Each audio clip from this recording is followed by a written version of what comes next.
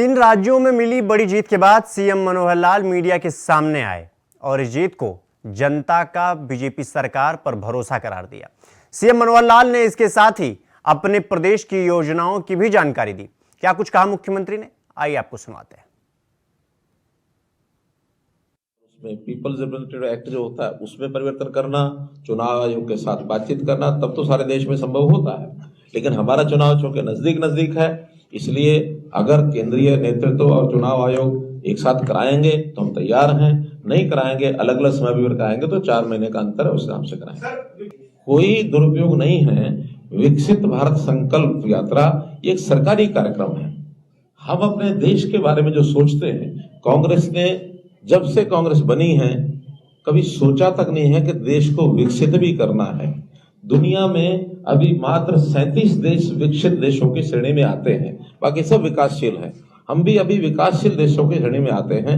लेकिन देश की आजादी के 100 वर्ष पूरे होने पर 2047 में हमारा देश विकसित श्रेणी की जो एक सूची है उसमें शामिल हो जाए, हम उस क्लब में शामिल हो जाए।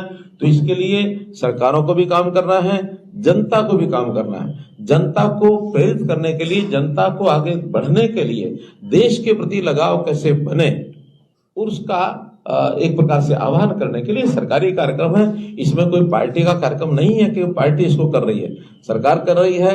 डिप्टी कमिश्नर इसके नोडल होते हैं। इसलिए ये जो थोथा आरोप है इसको मैं नकारता हूं। समय समय पर जिन चीजों की आवश्यकता होती है जिस प्रदेश में वो हम करते हैं। ऐसा नहीं है कि सब प्रदेश की योजनाएं एक साथ होती हैं। आखिर हमने गरीब आदमियों के लिए 1000 किलोमीटर की यात्रा मुफ्त कर दी है, वो किसी और प्रदेश ने तो नहीं की है। हमने अपने यहाँ ओल्ड एज पेंशन 3000 रुपया मासिक ये देने की बात कही है और तो किसी ने नहीं की है। हमारा प्रदेश केरोसिन मुक्त हो गया है और कोई प्रदेश तो नहीं है। इसलिए किसी प्रदेश के साथ नकल करके चलना ऐसा नहीं होता।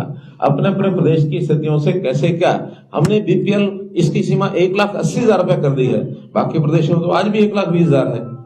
तो हर प्रदेश की अपने वहां की कैसी स्थिति होती है उस हिसाब से योजनाएं बनती हैं। हमने बढ़िया से बढ़िया योजनाएं बनाई हैं, आवश्यकता पड़ने पर और भी बनाएंगे।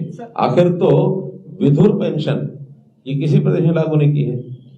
आखिर तो 45 साल की आयु तक शादी नहीं हो पाती ऐसे महिला पुरुष सबके लिए पेंशन लागू कर दी है। आखिर तो कैंसर पीड़ित क्लास 3 क्लास 4 इनकी पेंशन लागू कर दी है।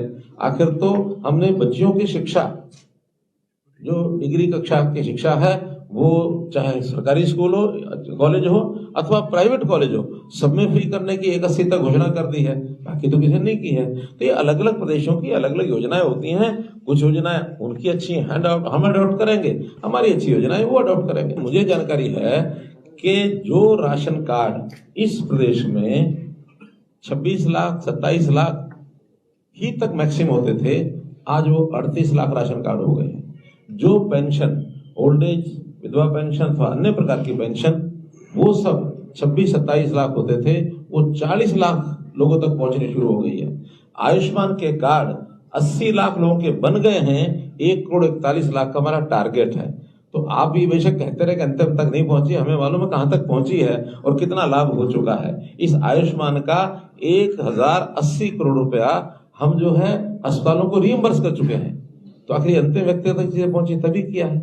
इसका कोई उससे संबंध नहीं है, क्योंकि 2 प्रदेशों का विवाद है और सुप्रीम कोर्ट में पहुंचा हुआ है। सुप्रीम कोर्ट अंतोगत एक निर्णय कर चुका है, उसके उस ऑर्डर का एग्जीक्यूशन ये सुप्रीम कोर्ट ने करना है। जैसे ही एग्जीक्यूशन का ऑर्डर आ जाएगा तो जिस भी स्थिति में वो आएगा उस स्थिति में सरकारों को उसको लागू करना ही पड़ेगा।